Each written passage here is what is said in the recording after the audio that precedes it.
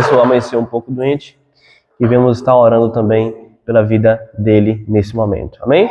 Oremos mais uma vez. Nosso Deus, queremos te agradecer, Pai, pela tua rica oportunidade que o Senhor nos concede de te servir, Pai, nesta manhã. Tome em tuas mãos esta igreja, Senhor. Nos dá entendimento, clareza, compreensão da tua palavra, Pai. Nos dá, Senhor, discernimento. Ilumina nossa mente e o nosso coração, Pai, para que possamos compreender a verdade e amar a verdade da tua palavra, Senhor. Vai em encontro, Pai, nesse momento da vida de Enzo, Senhor, que está enfermo. Que o Senhor venha ter misericórdia da vida daquela criança, Senhor, assim de sua mãe, trazendo, Pai, graça sobre ela, perseverança, e que o Senhor venha curar, Pai, aquele filho, trazendo, Pai, alívio e conforto ao coração. Em nome de Jesus, entregamos em tuas mãos também todos os demais enfermos, a irmã Eliana, que está enferma. O Senhor venha cuidar da vida da tua filha, Senhor, com misericórdia, e sustentá-lo, Senhor, na fé. Te agradecemos por esta oportunidade. Em nome de Jesus, nos dá clareza e entendimento de tua palavra. Amém. Meus irmãos, vamos abrir a palavra do Senhor lá no texto de Mateus, capítulo 2.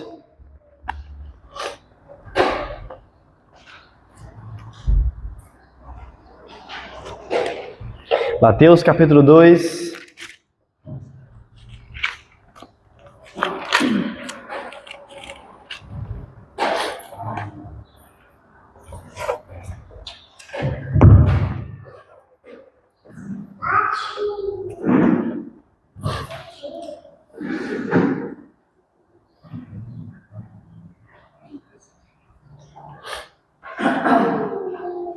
Os irmãos acharam? Mateus, capítulo 2.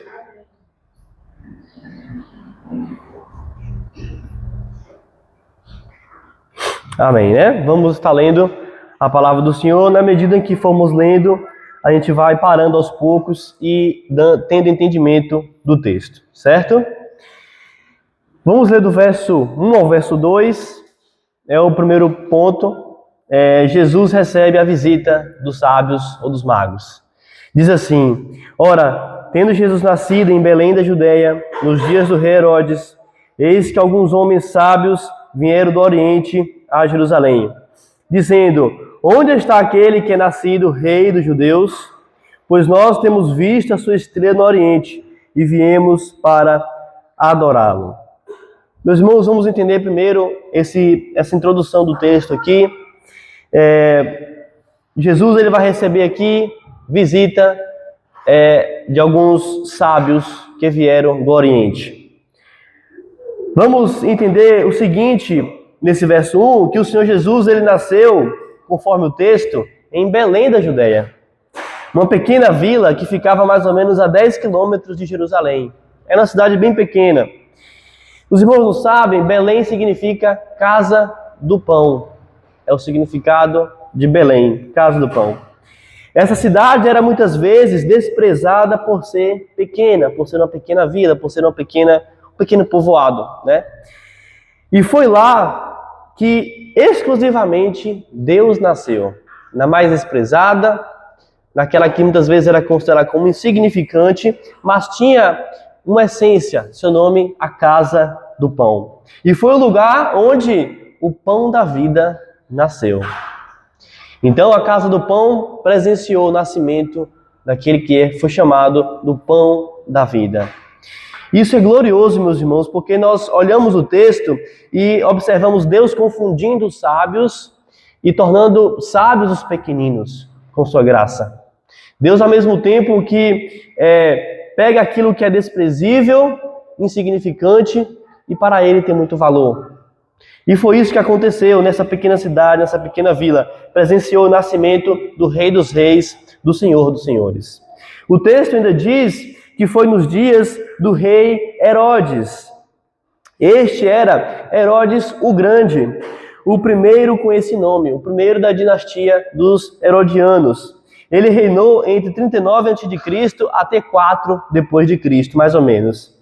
Ele foi conhecido, meus irmãos, pela sua crueldade. Ele era um homem extremamente maligno, com ações terríveis. A gente vai ver isso no decorrer do texto, lá na frente. Então, o Senhor Jesus, ele nasceu exatamente no reinado deste homem, deste Herodes.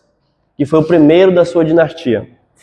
Ele nasceu, o Senhor Jesus, segundo alguns historiadores, segundo alguns estudiosos, ele nasceu no 35º ano do seu reinado.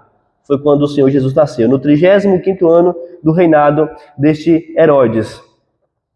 E no 31º de Augusto César. E ainda alguns dizem que o Senhor Jesus nasceu no ano 3928, relacionado ao mundo, né? Achei interessante isso porque o mundo, a ciência diz que a Terra tem bilhões e bilhões de anos, né? Mas a Escritura nos mostra uma Terra que é jovem. E se o mundo tiver 7.000 anos, mais ou menos. E o comentarista, ele traz essa informação, que o Senhor Jesus nasceu no ano 3928, no mês de Tisse, que corresponde à parte de setembro do nosso calendário. Então, o Senhor Jesus, meus irmãos, fique claro isso aqui, não nasceu no dia 25 de dezembro. Não nasceu em dezembro. A gente tem a data do Natal, como a comemoração do aniversário de Cristo, mas é apenas uma data. Ela não está amparada nem na cronologia bíblica, pois é muito provável que Jesus tenha nascido, na verdade, em setembro, em meados de setembro, e não em dezembro. Há problema em comemorar o aniversário de Cristo em dezembro? Eu não vejo problema, desde que a gente entenda isso. Desde que fique claro na nossa mente de que essa data não é uma data fixa, exata, precisa, né? Até porque isso não é uma questão tão importante, tão relevante. Tá? Então está aqui o cenário, o Senhor Jesus nascendo em um reinado de um homem ímpio, em uma cidade pequena, que era considerada desprezível, mas está nascendo aqui o Rei dos Reis e o Senhor dos Senhores. Ainda no versículo 1, nós temos o texto dizendo que o Senhor Jesus recebeu alguns homens sábios que vieram do Oriente. E a pergunta, meus irmãos, quem eram esses homens? Eles eram gentios, em primeiro lugar, reconhecidos entre os povos medo-persas. Então eles eram persas. Eles participavam ali daquela região, moravam ali. Eles eram mestres, eles eram cientistas e astrônomos. Eles se dedicavam à medicina e à astrologia. É importante notar isso, porque a gente entende, o texto fala magos, a gente atribui logo a gente que é de magia, essas coisas assim, mas não é isso. Quando o texto fala magos, significa que eles eram especialistas em olhar o céu. Em outras palavras, eles eram cientistas da época. Eles eram astrônomos, eles estavam envolvidos ali com a ciência, eles observavam os planetas, os cometas, as constelações, as galáxias. Eles faziam muito isso. É tanto que algumas versões vão usar magos, né?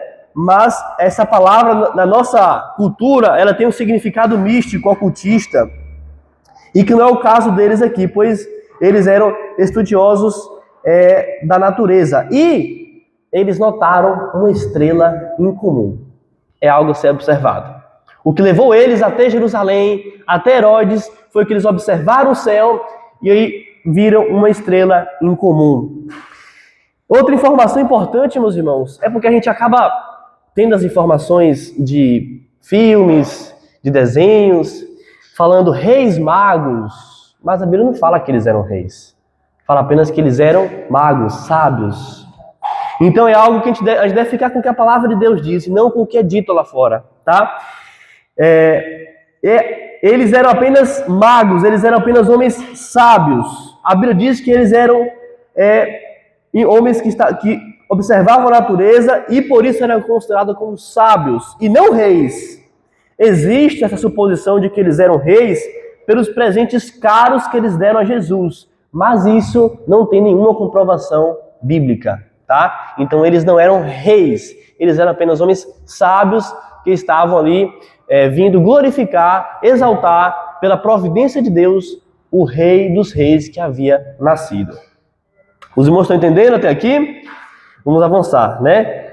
Versículo 2, eles chegam até Herodes e perguntam: onde está aquele que é nascido rei dos judeus? Pois nós temos visto a sua estrela no Oriente e viemos para adorá-lo. Tá? Os magos, eles vão se dirigir aqui a Herodes, o rei dos judeus, né, que era o rei da época, E eles vão se perguntar onde estava aquele rei que acabou de nascer. Meus irmãos, eles não tinham dúvida de que nasceu alguém grandioso, poderoso. Eles apenas queriam saber onde ele estaria. E aqui, meus irmãos, foi uma afronta direta ao rei Herodes. Imagine, o rei Herodes, o grande, ele era orgulhoso, ele tinha um ego enorme. Chega uns magos lá, uns sábios, que ninguém sabe de onde é, e fala, cadê o rei dos judeus que nasceu? Ele fala, rei dos judeus? Eu sou o rei. Então isso foi uma afronta direta ao seu reinado. Uma afronta direta a ele. E eles falam, nós vimos a sua estrela. A certeza deles provinha disso. Eles viram um sinal no céu. E pelo fato deles serem astrônomos, e meus irmãos, astrônomos são aqueles que observam os astros, tá? Eles estudam os astros, os planetas, as estrelas, eles ficam ali semanas, meses, observando para tirarem conclusões, tá bom? Eles observavam o espaço o tempo todo, a todo momento. Eles estavam olhando as constelações, os planetas, mas havia uma estrela, tinha aparecido uma estrela diferente. Era incomum, não era igual às outras. Era algo assim extraordinário que aconteceu. Essa estrela pode ter sido uma conjunção de planetas, cometas, ou algum sinal bem específico. Alguns até dizem que foi uma junção de Júpiter e Saturno juntos, que fez uma estrela bem diferente, bem específica. Mas nós não sabemos exatamente que tipo de estrela era, tá? Mas isso levou eles a crer que havia nascido alguém muito grandioso e muito importante. Eles estavam em uma terra distante, eles também, meus irmãos, não conheciam as profecias da Escritura. E eu me perguntei durante esse estudo, por que que eles chegaram para Herodes já com a conclusão de que havia nascido um rei? É a pergunta que eu fiz para o texto. Porque esse povo, esses magos, eles eram do Oriente. Eles não tinham conhecimento da Torá, eles não tinham conhecimento de Israel, eles não tinham conhecimento de nada específico. Mas eles chegaram já com a suposição de que havia nascido o rei dos reis, o rei dos judeus. Aí eu perguntei por quê? Eles tinham algum conhecimento? Isso nos leva ao texto de Números 24, 17. Eu queria que alguém abrisse esse livro, nesse livro, Números 24, 17. Números 24, 17. A gente vai ver a profecia de Balaão. Balaão, meus irmãos, vocês lembram de Balaão, né? Da mula que falou? Era também um pagão. E Balaão, ele profetizou certa vez que surgiria uma estrela vinda de Jacó e seria o Messias prometido. Quem achou? Números 24, 17. Pode ler. Assim a palavra do Senhor. Vendo ele, mas não agora. Contemplá-lo ele, mas não de perto. Uma estrela procederá de Jacó. De Israel subirá um cetro que ferirá as têmporas de Moabe e destruirá todos os filhos de Sete. Amém. Olha só a expressão, virá uma estrela de Jacó e um cetro subirá de Israel. Observe essa expressão.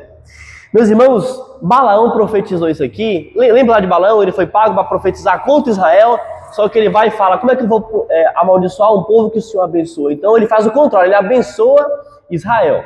E dentro dessa profecia dele, tem esse texto aqui, em que ele fala, virá uma estrela de Jacó, um cetro subirá de Israel. Em outras palavras, está dizendo que virá um grande homem, um rei, que libertaria Israel. É essa a profecia. Mas sabe o que é interessante? Por que eu trouxe esse texto aqui? Balaão também viveu no Oriente, assim como esses magos também eram do Oriente. E é bem possível que essa tradição, que essa profecia de Balaão, ela foi passada por gerações ali naquela nação, naquele contexto, de que o rei nasceria. Então, esses magos, por serem cientistas, por serem homens que conheciam a história, por conhecer a história de Israel, não profundamente, mas conheciam alguns aspectos, eles conheciam em parte essa profecia de Balaão, tá? Que também era do Oriente.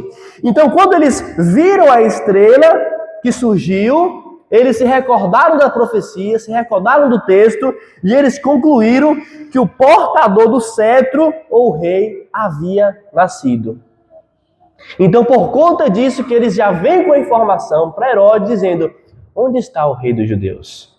Pois nós vimos a sua estrela essa que era profetizada, que já foi dita lá atrás. Então, esses homens sábios, além de conhecer a profecia, eles olhavam para a natureza e conheciam muito bem os céus. Eles sabiam que aquela estrela era incomum, específica do Messias. Eles se renderam e vieram, portanto, adorá-lo. Nós temos aqui homens que tinham conhecimento, homens que eram sábios, mas que se renderam àquele que é o Rei dos Reis, aquele que é o Criador de todas as coisas. E, meus irmãos, Deus frequentemente usa meios físicos para chamar nossa atenção para realidades espirituais. Foi exatamente isso aqui que aconteceu. Mas dentro disso, meus irmãos, nós vamos ver que muitas dessas coisas, a vinda desses magos, os presentes e tudo que vai acontecer aqui é para que se cumprisse a Escritura. Para que cada aspecto de Cristo que foi prometido pudesse se cumprir. E é isso que está acontecendo. Vamos agora para os versos 3 a 6, que é o espanto de Herodes. Diz assim: ouvindo essas coisas, o rei Herodes ficou preocupado e toda Jerusalém com ele. E quando ele tinha reunido todos os principais sacerdotes, os escribas do povo, perguntou-lhes onde havia de nascer o Cristo. E disseram: em Belém da Judéia, pois assim está escrito pelo profeta: e tu, Belém, na terra de Judá, não és a menor entre as capitais de Judá, porque de ti virá um governador que há de governar o meu povo, Israel. Amém? Meus irmãos, no verso 3, nós observamos que Herodes ele ficou perturbado. O texto diz: isso tirou a sua tranquilidade, sua paz mental, sua calmaria. Ele ficou extremamente irritado, angustiado com essa informação, pois ele era o rei dos judeus. E de repente ele recebe a notícia de que outro rei nasceu. Logo, seria uma ameaça ao seu reinado. Então, ele fica preocupado, e também aqueles que são habitantes de Jerusalém, talvez pessoas mais próximas a ele, também ficam perturbados e preocupados com essa informação. E o que ele faz? Ele procura reunir todos os sacerdotes, os doutores da lei, aqueles que conheciam todos os detalhes das profecias sobre a vinda do Messias. Né? E qual é a conclusão que eles chegam? A resposta é: em Belém da Judéia, a pequena vila, a casa do pão. Apesar de ser pequena e às vezes considerada como insignificante, ela foi de extrema importância. Como eu falei, aquelas coisas que os homens desprezam e muitas vezes consideram como nada, para Deus pode ter um grande valor, um excelente valor. Então, no verso 6, nós vemos que os escribas, eles informaram que seria em Belém. Eles olharam para a Escritura e observaram que, segundo as profecias, o Senhor Jesus nasceria naquela pequena aldeia, naquela pequena cidade. E o objetivo de Mateus aqui é mostrar as profecias bíblicas se cumprindo. Pois no verso 6 diz: e tu, Belém, na terra de Judá, não és a menor entre as capitais de Judá, porque de ti virá um governador que há de governar meu povo, Israel. Meus irmãos, essa profecia está em Miqueias 5:2. É nesse texto que se cumpre, Miqueias 5:2. Olha só o que diz o texto de Miqueias 5:2. Tu, Belém Efrata, embora sejas pequena entre os milhares de Judá, de ti sairá aquele que é governador em Israel, cujas saídas têm sido desde os tempos antigos, desde o dia da eternidade. Ou seja, meus irmãos, o Cristo que foi prometido em toda a Escritura, inclusive seu nascimento, vai se cumprindo em cada detalhe no percurso da sua vida, no percurso da trajetória da história humana.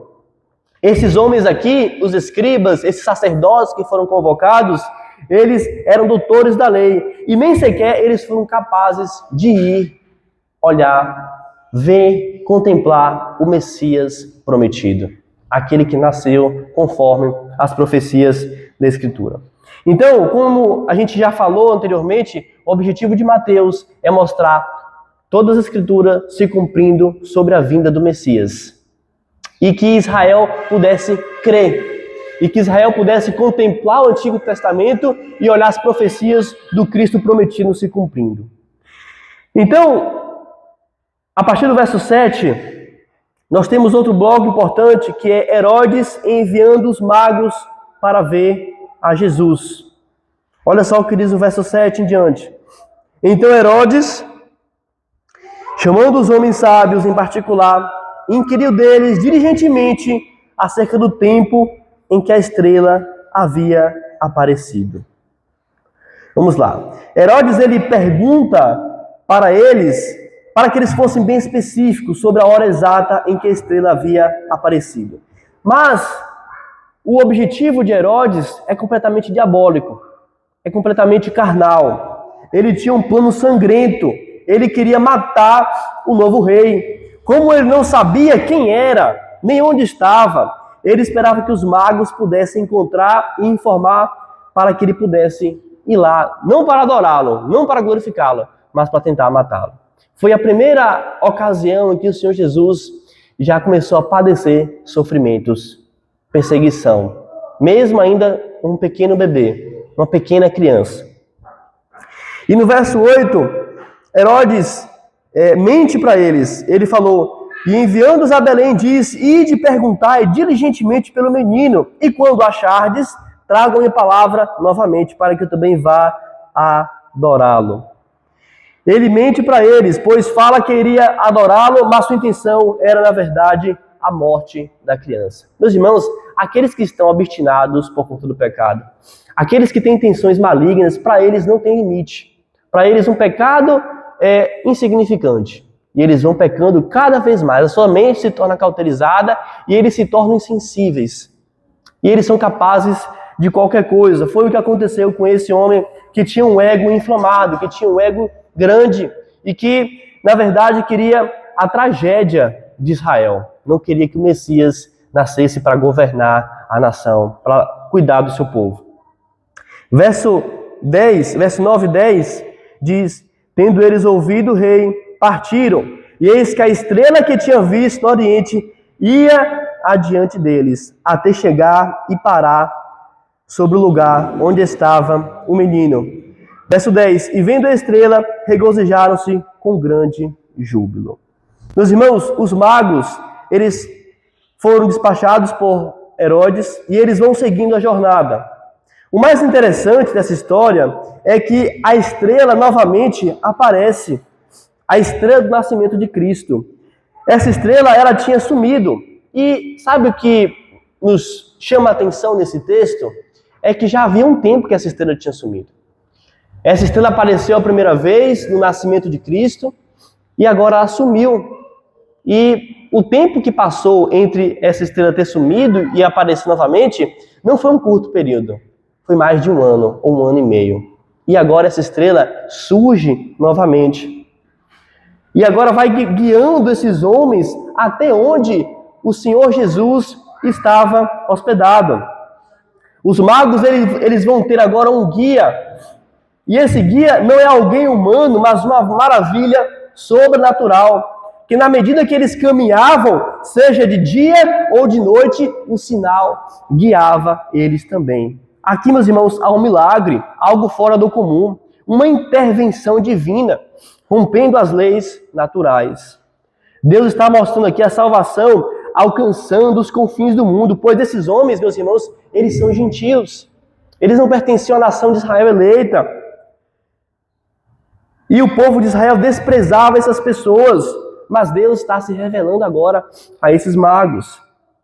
Portanto, essa estrela era vista de forma incomum. O fato de ter sido visto durante um dia, seu movimento, sua parada, sua posição, ela apontava para um lugar. Era um sinal miraculoso, extraordinário. E eu fico imaginando esses homens contemplando isso.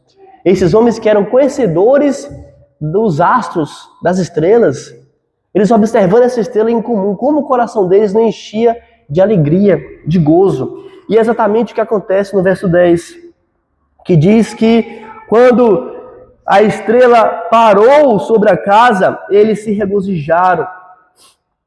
Eles conseguem ver a estrela parada, indicando o caminho. O coração deles se encheu de grande alegria, pois ali estava aquele que até a natureza, até as estrelas se dobrava, que é o Senhor Jesus, dobrando as leis da natureza, fazendo com que aquilo que é natural se torne extraordinário, indicando o caminho do seu nascimento. Talvez o coração desses homens estava triste, pois a viagem tinha sido longa e difícil. Eles também chegaram em Jerusalém e encontraram um homem que não sabia absolutamente nada e não deram informações precisas. Então eles estavam, de certa forma, até desanimados, mas ao verem a estrela, ao verem a casa onde o Senhor Jesus estava agora, o coração deles se encheu de grande alegria. E assim, meus irmãos, Deus renova a nossa alegria constantemente com sua graça. Mesmo... Sim, minha irmã. Tem um louvor que fala, né? Eis a estrela da manhã, né? Que é muito bonito. Perfeito. Exatamente. Então, esses homens foram conduzidos até seu alvo. E eles se alegraram muito. Eles se alegraram. Algum irmão quer comentar alguma coisa? De dia e de noite. Não era só a noite, não. Porque eles partiram, demorava em torno de 10 quilômetros, talvez eles fez isso em 1 ou 2 dias, e durante o dia também essa estrela muito provavelmente estava também, indicando o caminho. Mas naquele tempo atrás, que não tinha conhecimento da Bíblia, meus pais e minha mãe diziam que tinha essa estrela chamada Cadente e Adão, né? Estrela Adão e estrela Cadente. Ninguém sabe se é essa estrela que eles falam. Ninguém sabe. A gente não sabe exatamente qual era a estrela. Alguns falam que é uma junção de Júpiter e Saturno, mas a gente não sabe exatamente. Uma coisa é clara, era uma estrela incomum. Era uma estrela incomum. Era uma estrela extraordinária. E específica, parece que era ficar baixa, né? Era como se ela descesse até perto da casa e mostrasse o lugar. Então é algo bem específico. Acho que pra gente dar um nome a ela é difícil. A gente tem que imaginar o seguinte, que era algo extraordinário, específico para o nascimento de Cristo. Entendeu? Meu pai, né? E a gente morava na roça, né? E via ele sempre mostrava para mim o céu estrelado, né? Aí tinha uma estrela que às vezes a gente pensava que ia deslocar, né? E aí ele falava assim, que aquela estrela ali é que ficava um dia Jesus estava. Passagem dessa estrela. Eu acho que ele já tem esse conhecimento que é aquela estrela com um grande valor, né? Era a estrela que ficou os mares, onde nasceu Jesus, né? Lembrando, meus irmãos, que essa estrela aqui, ela só apareceu nessa época. Só apareceu nessa época. Porque aqui a natureza está se desdobrando para que as profecias se cumpram. A gente vai ver lá na frente que a vinda desses magos foi profetizada. Que até a ida desses magos foi profetizada. Então, se tudo isso foi profetizado, deveria se cumprir. E essa estrela especificamente indicou o caminho para eles, né? Que é os reis das nações, os gentios, trazendo presentes para Cristo. É isso. Vai se cumprir lá na frente. E foi algo bem específico. E essa estrela conduziu eles até essa casa. Agora a gente vai entrar nesse ponto, né? Entrando na casa. Versos 11 e 12. Diz assim: E entrando na casa, eles viram o menino com Maria, sua mãe, e prostrando-se, o adoraram. E abrindo seus tesouros, ofereceram ofertas, ouro, incenso e mirra. Meus irmãos, às vezes é muito divulgado que esses magos eles chegaram no estábulo, né? Como se ainda Cristo estivesse, fosse aquele nascimento naquela hora. Mas eu quero mostrar uma coisa para os irmãos, é que do nascimento de Cristo até esse acontecimento aqui, já tinha se passado provavelmente 1 ano e meio a 2 anos. E agora Jesus não estava mais no estábulo, Jesus estava em casa com sua mãe Maria. Olha o que o texto fala, entrando na casa. Não fala entrando no estábulo, não, entrando na casa. Já tinha acontecido aqui mais ou menos 1 ano a 1 ano e meio, 2 anos quase, desde o nascimento de Cristo. Então, o Senhor Jesus já tinha, muito provavelmente, 1 ano e meio a 2 anos. Então, eles entram na casa, não mais no estábulo. Muito provavelmente isso aqui também aconteceu, como te falou, 1 ano e meio. Até porque foi com essas informações que Herodes depois vai mandar matar todas as crianças de 2 anos para baixo. Então, é com base nessa informação, tá? E esses homens, eles chegam diante do Senhor Jesus, que está lá com sua mãe. O texto fala que ele estava com Maria. Eles contemplam a criança e eles se prostram e adoram o Senhor. Então, estamos diante de homens que eram instruídos em várias ciências, eles conheciam muitas coisas, eles, como te falou, eram cientistas da época, mas agora eles se curvam para o Senhor dos Senhores, o Rei dos Reis. Eles se curvam em sinal de obediência, de reverência e de honra ao Senhor. E ao mesmo tempo o texto diz que eles trouxeram ofertas, eles trouxeram presentes caros para ajudar, para prestar uma honra e louvores ao Senhor.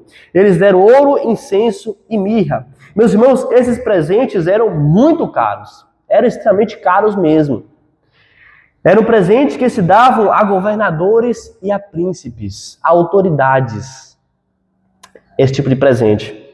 O ouro, metal precioso associado à realeza. Ao ofertar o ouro a Jesus, ele está proclamando como rei. É isso que eles estão fazendo. Ele é o rei. Eles também dão incenso. O incenso é uma espécie de resina aromática que era extraída de árvores, de alguns tipos de árvores.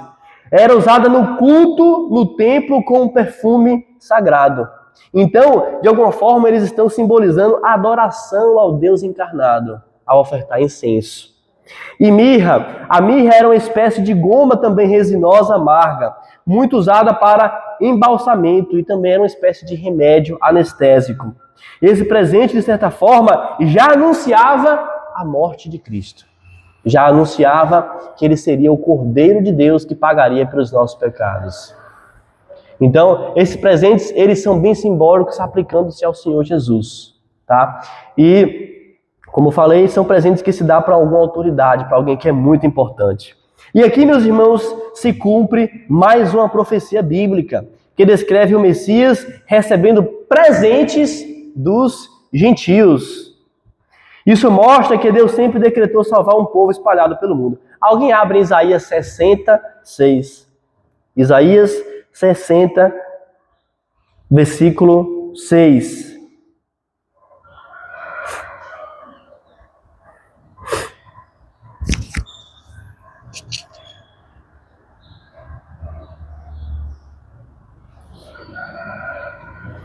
Quem achar pode ler. A multidão de 66, né? Isso. A multidão de camelos cobrirá os dromedários de Midian e de Éfron. Todos virão de Sabá, trarão ouro e incenso e publicarão os louvores do Senhor. Amém. Esse texto nos fala, meus irmãos, que os gentios trarão presentes ao Senhor. E aos mesmos presentes, ouro e incenso, por exemplo, que é citado.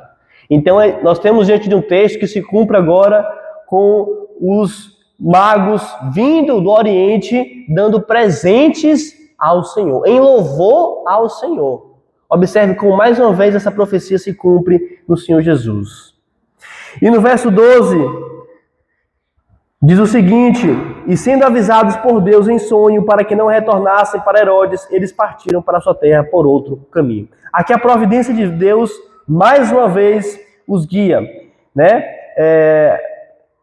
Inclusive para proteger a família do Senhor Jesus. Deus soberanamente vai instruir os magos para que não voltassem para Herodes, não, com informação nenhuma, mas que eles pegassem outro caminho e voltassem para a sua terra. E eles foram advertidos em sonho com isso. Mais uma vez, Deus se revelando a gentios, a homens que contemplaram de maneira vívida a salvação diante dos seus olhos. Tá? E eles vão pegar aqui outro caminho e vão embora para a sua terra. Mas, meus irmãos, isso também gerou consequências. O plano A de Herodes era que os magos viessem, informassem de tal menino, ele fosse lá e iria matar a criança.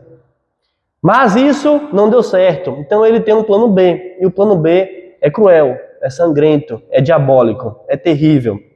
É os versos 13 a 15 que diz o seguinte: E tendo eles partido, eis que o anjo do Senhor apareceu em sonho a José, dizendo: Levanta-te e toma o menino e sua mãe, e foge para o Egito, e permanece lá até que eu te informe, pois Herodes há de procurar o menino para matá-lo. Meus irmãos, aqui nós temos a fuga para o Egito e a matança dos inocentes. Deus designou José como pai, como cuidador, como provedor, como protetor da família. Aqui o Senhor aparece mais uma vez em sonho para José. Ele avisa sobre a ira descontrolada de Herodes que viria em seguida. Herodes ele está determinado a matar o Senhor Jesus. Nele havia um espírito diabólico homicida. Mas nada pode frustrar os decretos de Deus. Deus pede para que José desça para o Egito. Ele então vai fugir para o Egito. O Egito ficava perto da Judéia, sendo, portanto, um lugar adequado para fugir, pois a jornada não seria longa, não seria jornada árdua.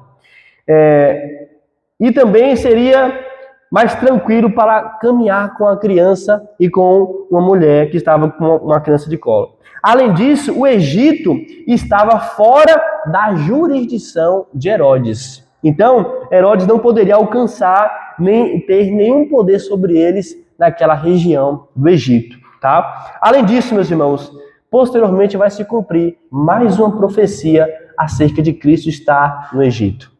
Então, esses três motivos: a caminhada não seria longa, não seria tão árdua, estava fora da jurisdição de Herodes, Herodes não podia tocá-los lá naquela região do Egito, e também para que se cumpra as Escrituras. Tá?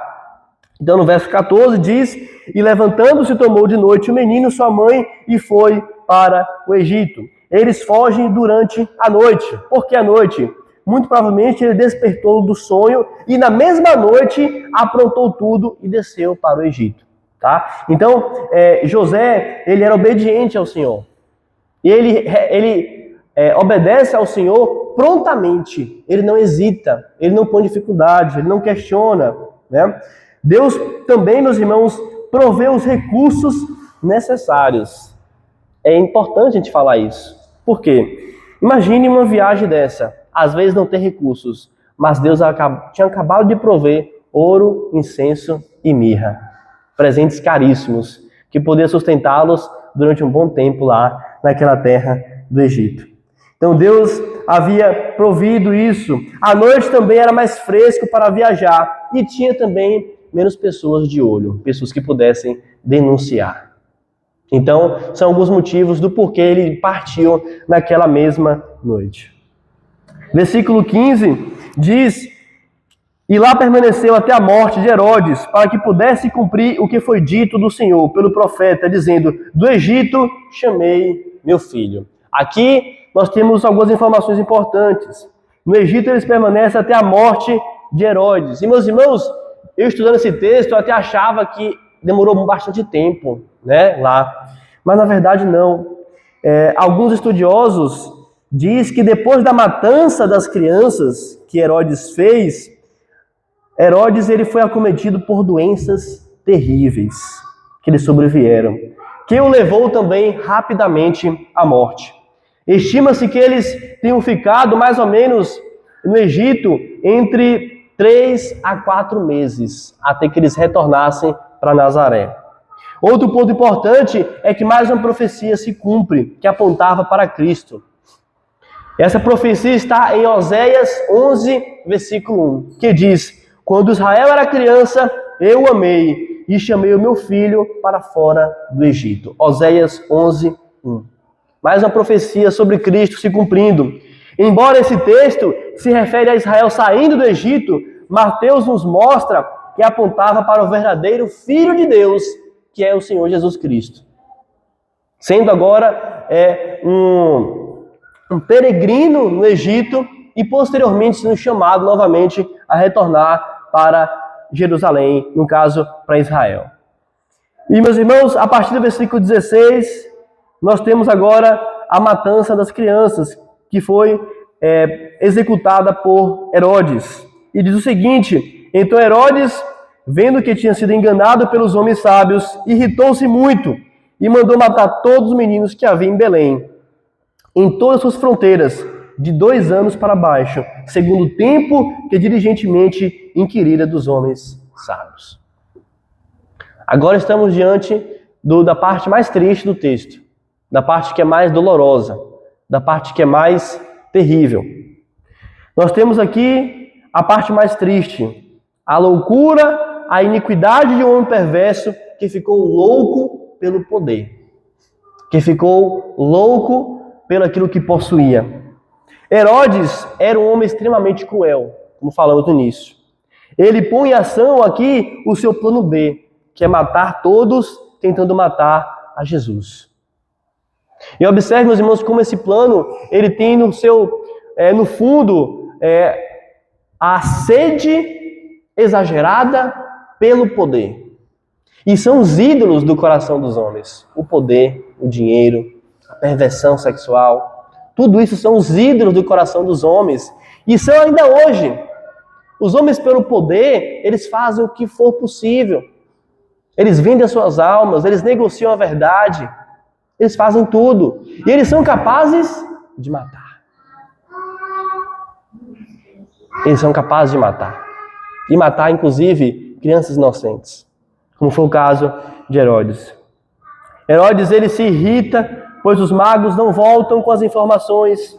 E ele temia que essa criança crescesse, se tornasse o rei.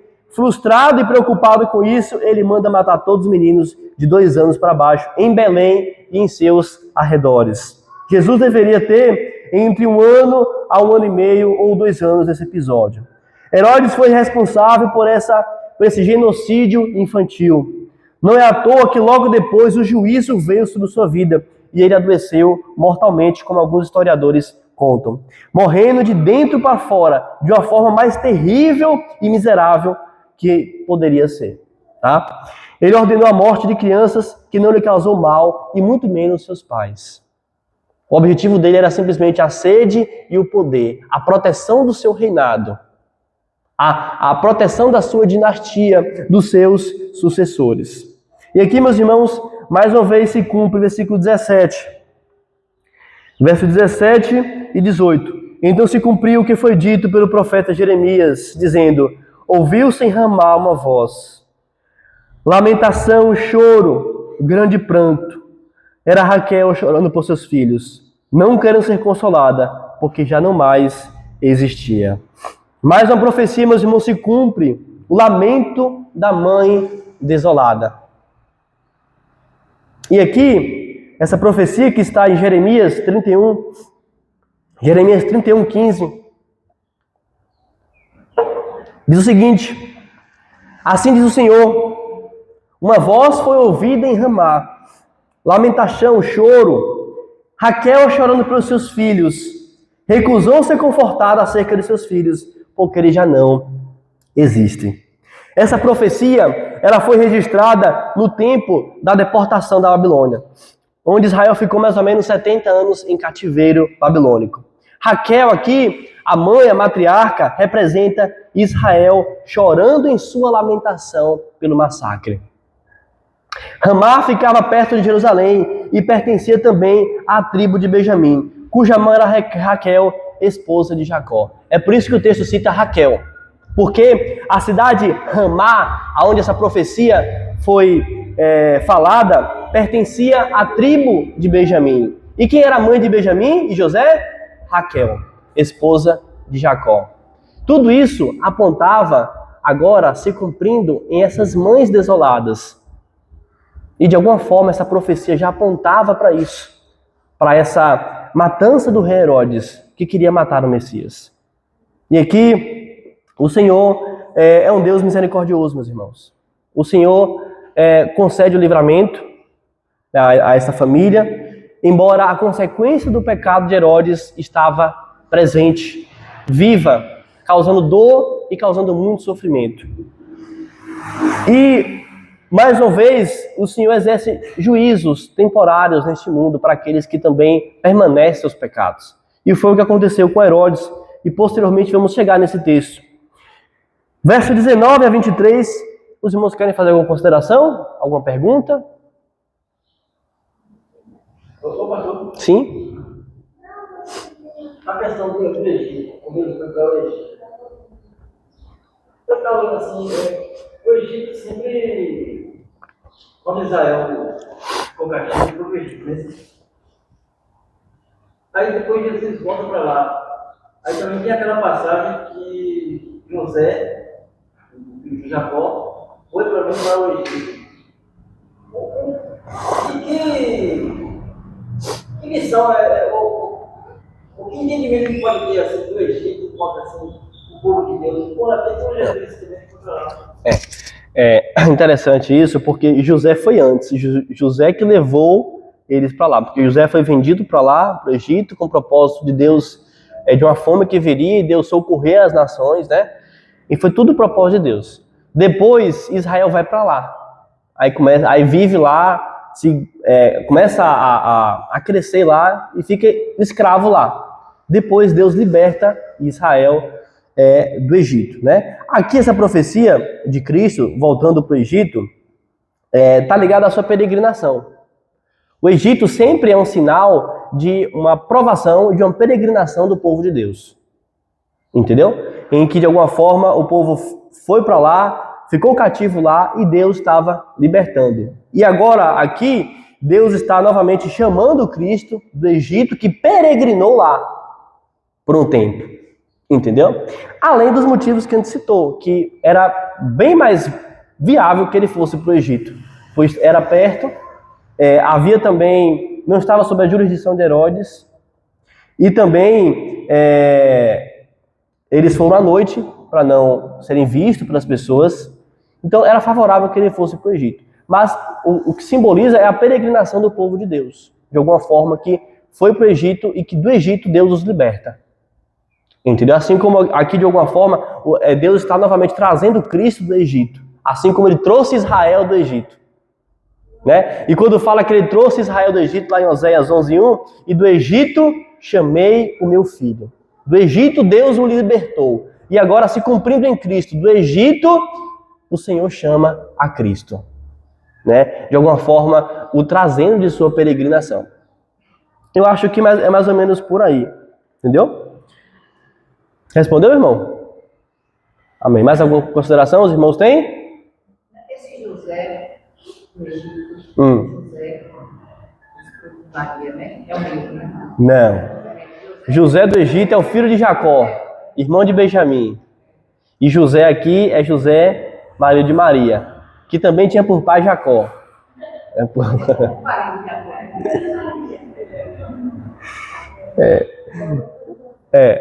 Verso 19.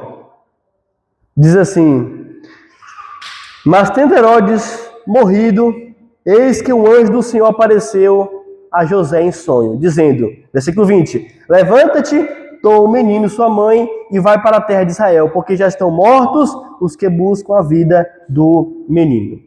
Meus irmãos, a morte de Herodes é uma das mortes mais terríveis que já foi descrita, pelo menos que eu ouvi a descrição, tá?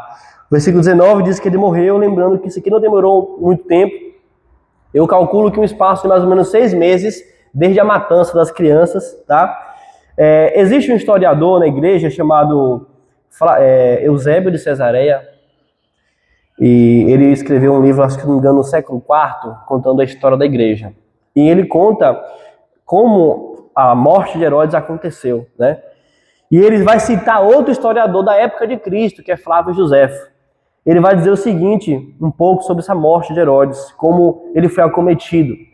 Ele disse que uma febre terrível e ardente o acometeu, com coceiras insuportáveis por todo o corpo, dores contínuas em sua barriga, seus pés incharam, ele tinha uma inflamação na parte inferior do abdômen, também fala que ele tinha frequentes dificuldades de respirar. E fala que ele tinha úlceras em suas entranhas. Meus irmãos, esse homem ele morreu de dentro para fora de uma forma terrível.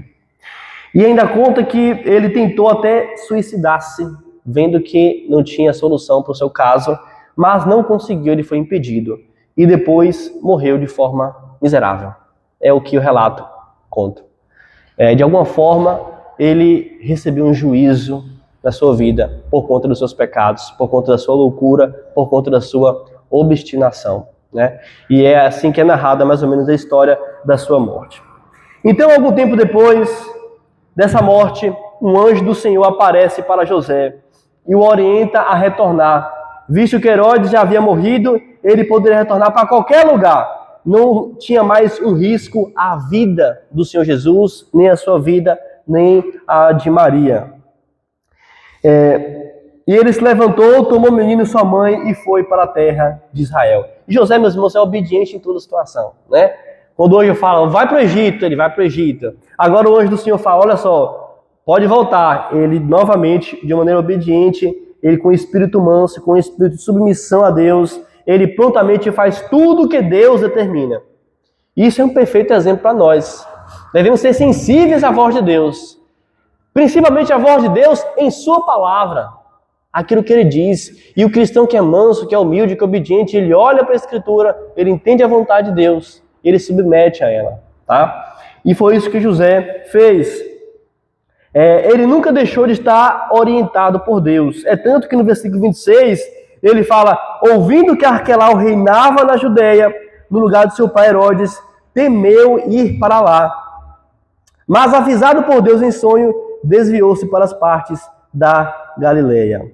Ele nunca deixou de estar orientado por Deus. Ao retornar para Israel, ele temeu ir para lá, para Belém, pois o novo rei Arquelau, filho de Herodes, estava reinando. E este Arquelau era tão maligno quanto seu pai. Por isso que ele temeu ir para lá. Ele temia que talvez, ali a história ainda continuasse e ele tentasse ali uma nova matança de crianças, tentasse perseguir a família. Esse homem é o segundo rei da família dos Herodes. Reinou após a morte de seu pai. Pouco depois, diz ele, Augusto César, o imperador, o constituiu rei no lugar de Herodes, seu pai. Ele foi o segundo da dinastia dos Herodianos, tá? Então, José, diante disso, temendo ir para lá e ser perseguido novamente, ele vai para outro lugar. Ele desviou-se para as partes da Galileia. E o texto diz que ele veio habitar em uma cidade chamada Nazaré, para que pudesse cumprir o que foi dito pelo profeta. Ele será chamado Nazareno.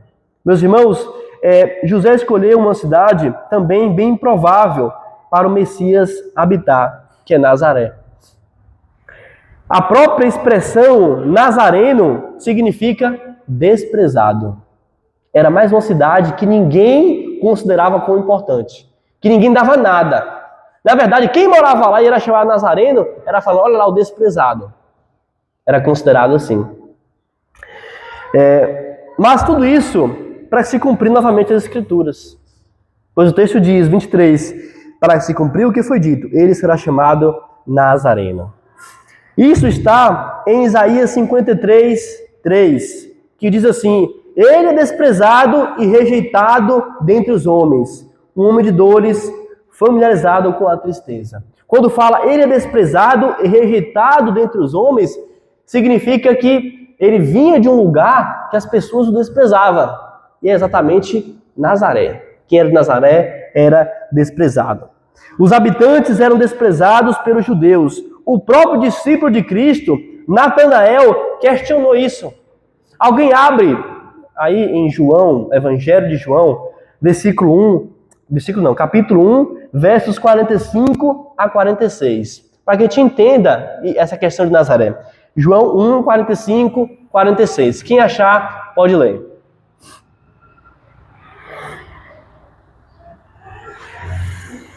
Felipe encontrou Natanael ele diz: nós encontramos aquele que escreveram Moisés na lei e os profetas, Jesus de Nazaré, filho de José. Pode ler o outro.